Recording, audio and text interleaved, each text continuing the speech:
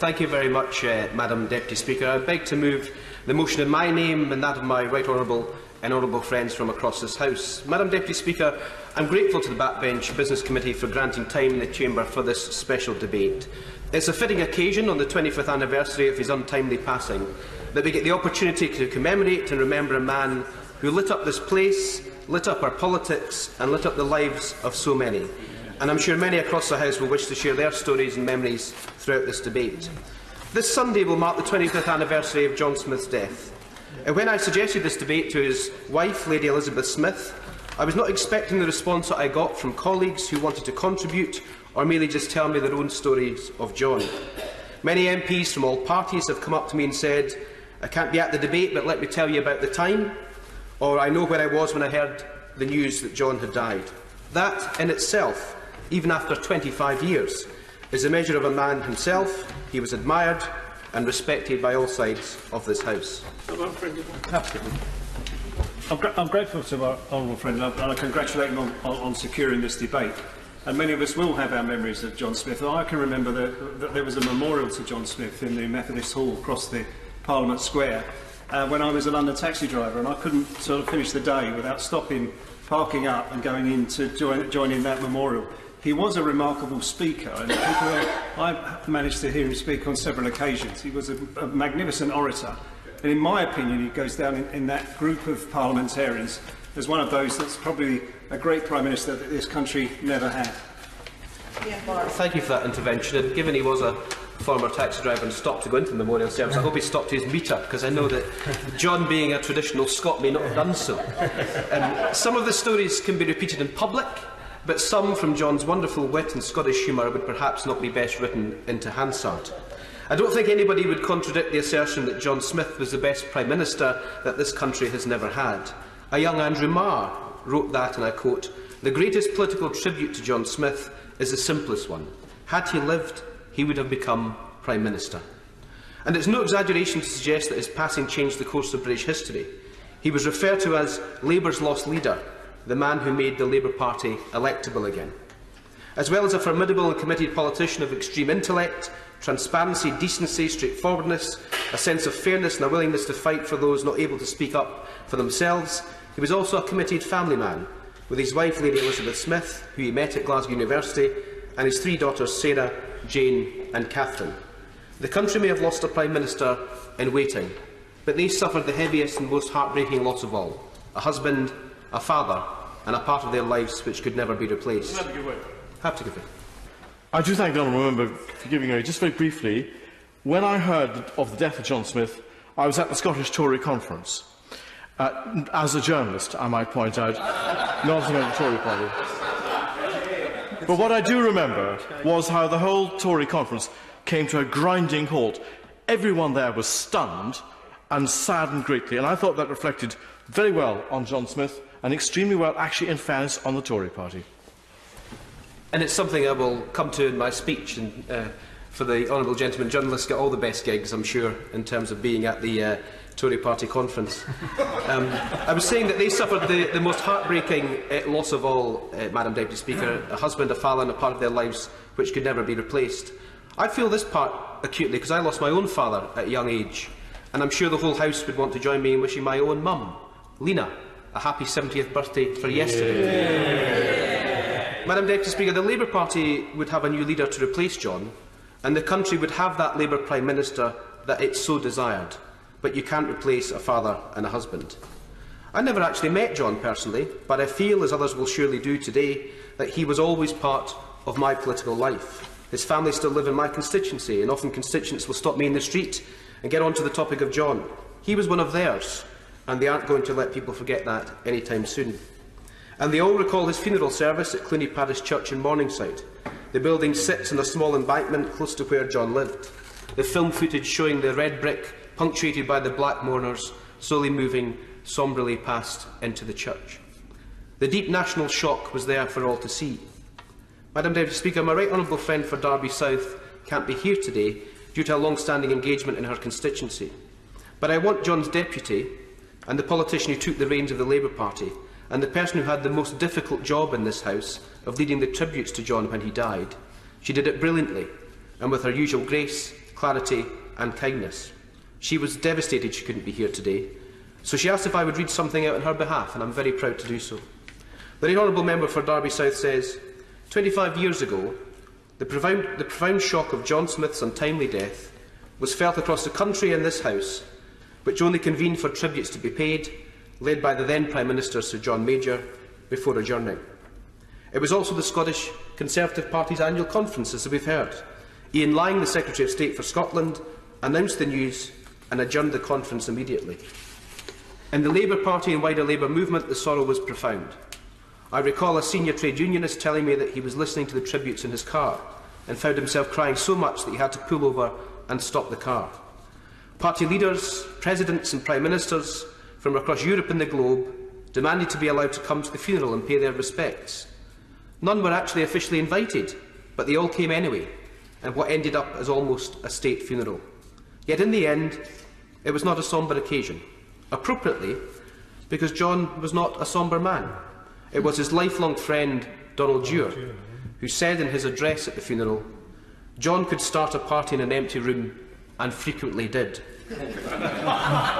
Yet his outstanding characteristics was his determination to, as he put it, speak up for those who can't speak up for themselves. That was the words of the Right Honourable Lady for Derby South. Madam Deputy Speaker, I don't really want to do a biography of John today, but his upbringing and character were undoubtedly shaped by his upbringing in early life.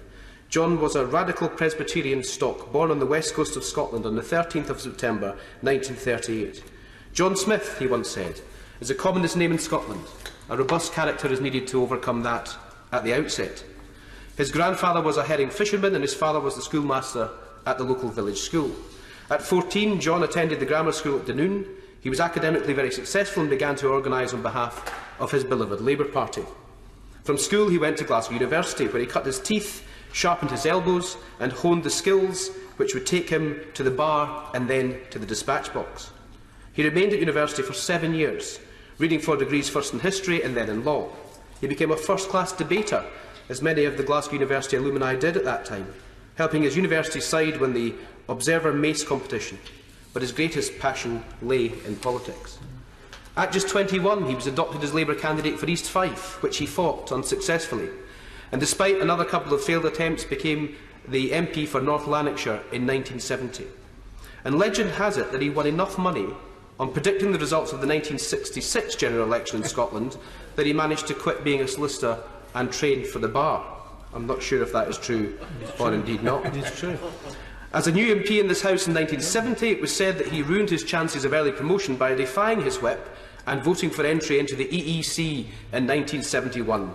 I certainly know what defying my party whip on Europe feels like, so I can certainly concur with that. He remained a staunch pro-European and internationalist his entire career. Breaking the whip must have been difficult for John, though, because he was a party man and believed in discipline. That would be useful in his later political career. But he also believed in the common market and working together, and history repeats itself all too often in this place. He had a glittering parliamentary and governmental career as a Minister of Employment, Trade and Energy until the long 18 years of Labour and opposition. He was Shadow Chancellor from 1987 until he became the Leader of the Opposition following the 1992 general election and resignation of Lord Kinnock. But despite his glittering parliamentary career, he always put his constituents first. Mike Elric, who worked for John, described that John always emphasised that he had his constituents who needed him to fight their corner, and he had no intention of letting them down. The people who knew him best were the wonderful people who worked for him, like David Ward, who is here today. I asked David what it was like, and he had a story after story after story of what a pleasure it was to work for him and how much fun it was. As almost every tribute will be mentioned and has been mentioned, he was a witty man with warmth and a kindness.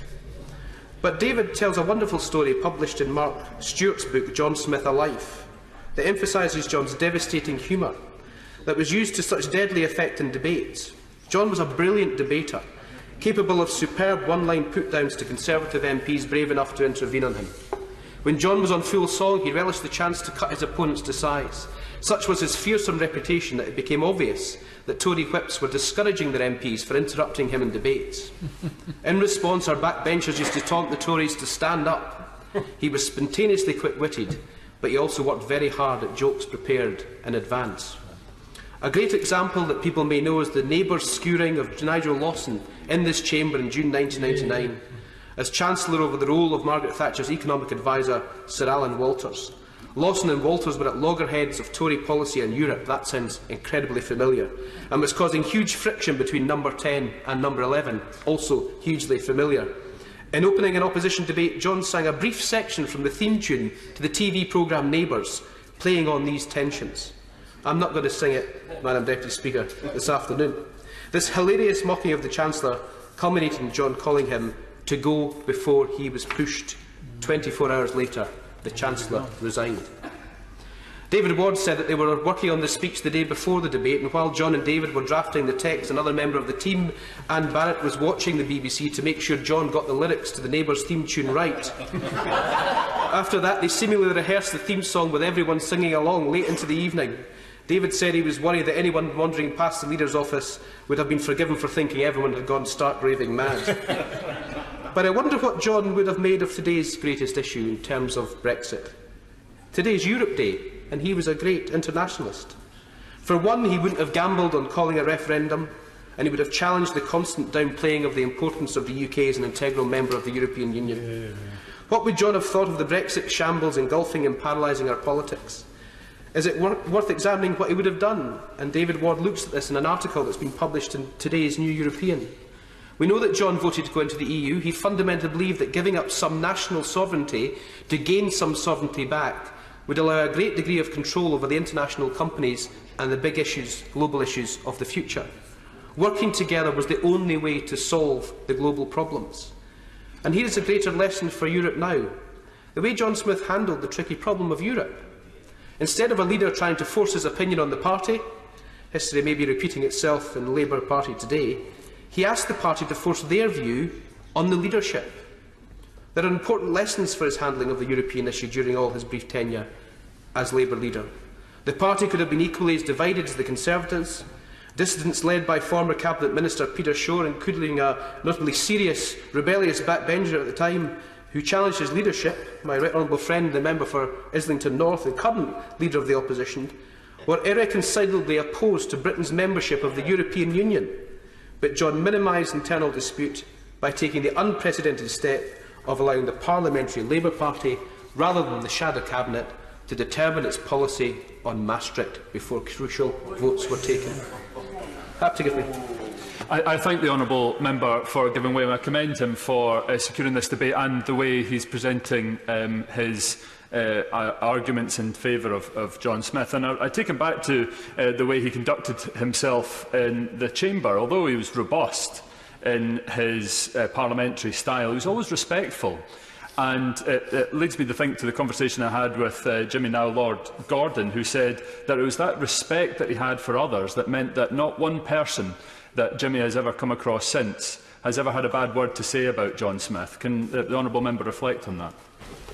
And it's a super intervention. I think that was the measure of the man himself, and indeed if we all were a bit more like John Smith, I'm sure this place would be a bit more pleasurable, and our politics would be much more the way that it should be. Just on that, my honourable friend probably might not know that I work for John Smith, and I will be speaking later.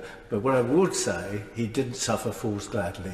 If you crossed John in a bad way, or you let him down, or you didn't come up to scratch in his work, you got the hard word. And if he gave it you, you deserved it. Well, I'm sure my right honourable friend has no experience of that directly, but has indeed just been told of that approach by the former leader of the Labour Party. I'm happy to give it. I'm very grateful. While the honourable gentleman is taking interventions, so I may do so, I think I'm the only one on these benches who was here on the day that John died. I remember being in the Department of Social Security as a minister at the time, and remember how shocked everyone was, and how quickly we learned that in fact he had passed away before it could be publicly announced. And I remember the shock of friends on the other side as they appreciated what had happened. And I would like him to know that on these benches and from those who were here, we felt exactly the same as our colleagues in the Labour Party. And in that spirit, would he also reflect that whilst he gives the picture of indeed a robust and quite partisan politician, I can't remember personally being on the wrong side of a tirade, probably because I was one of those who took the advice of the whips and did not intervene on John Smith. But could he reflect that he was able to combine a passion with a courtesy? And if there is anything that we're missing at the moment in the difficult debates we have, it's being able to combine our passion, whether it's for our party beliefs or for Europe, with the courtesy that this House and indeed this country needs. And John Smith's example should take us forward into the future. And I think the intervention speaks for itself, and if I could indulge the House, because I haven't had an opportunity to do so publicly, is to say that the Right Honourable Gentleman is a fantastic Minister in the Foreign Office. I sit on the Foreign Affairs Committee. He's always courteous, always straight, and was a super Minister, and I hope he ends up back on the front bench as quickly as possible. Madam Deputy Speaker, this self-confident approach by John Smith won a clear majority of Labour MPs for its ratification. Crucially, it left the Conservatives looking fatally divided, and Labour clear in its support of a radical and progressive agenda for a reformed European Union that put jobs and peoples first. I just wish we could have that particular approach today. I have no doubt that he would be deeply saddened by Brexit, angered by the lies told during the referendum and dismayed by the Prime Minister's approach. I think that today he would endorse exactly the position taken by his former deputy, my right honourable friend for Derby South. She unequivocally and persuasively believes that any version of a Brexit deal passed by this place should be put to a confirmatory public vote. We all listened intently to her superbly argued speech in this House during the indicative vote process, and many would conclude that John Smith would have agreed with every word that she spoke. And that is where our politics is lost today. Smith's politics were based on persuasion and taking people with him by the force of argument to do what is in the national interest.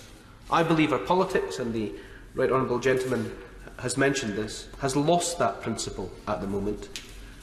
And then, Madam Deputy Speaker, was his beloved Scotland. What would he make of it all today as a passionate believer in devolution? It's 20 years of devolution this week. The Scottish Parliament is his legacy. John firmly believed that devolution was the settled will of the Scottish people, but independence would be disastrous. He would see it as even more of a folly than leaving the European Union. John made his political name by being fully immersed in his time at the Cabinet Office to do devolution. Many thought this was a poisoned chalice, but he came out of it incredibly well. And in a touching twist of fate, the first sitting of the new Scottish Parliament took place on the 5th anniversary of his death in 1999. I wonder what John would think of what is happening in Scotland today, where his devolution to make Scotland the best place it can be being used as a tool to rip up the United Kingdom. Scotland lost giants like Smith during Cook. Oh, we could be doing well with them in Scottish politics today. Key to that reform was, he believed, the conscious devolution of power to the nations and regions of the UK, and the first step was the establishment of a Scottish Parliament. He was a convert to devolution in the 1970s, not because he saw it as a means of killing nationalism stone dead, but because he saw it as a means of addressing a democratic deficit, bringing politicians closer to the people and making them more accountable for their actions. A Scottish Parliament, he believed, was essential to the democratic governance of our nation, by which he meant the United Kingdom, not just Scotland. And in John's view, he had unfinished business. Devolution was in the interests of the whole UK, not just Scotland, and a key part of the democratic renewal of the British Constitution and its civil institutions.